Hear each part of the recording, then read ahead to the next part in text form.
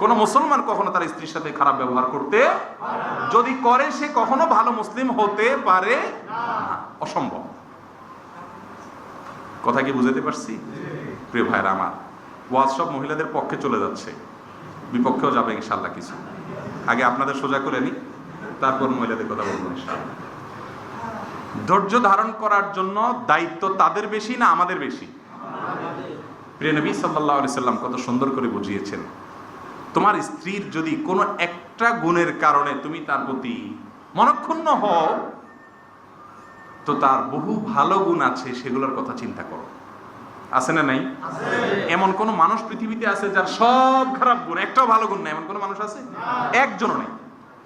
প্রত্যেকটা মানুষ তার ভিতরে খারাপ গুণ যদি থাকে, ভালো গুণ অবশ্যই আছে। শুধু খারাপ গুণ দিয়ে আল্লাহ তাআলা কোনো মানুষ সৃষ্টি করেন নাই। আম্মা জান আয়েশা রাদিয়াল্লাহু তাআলা আনহার কথা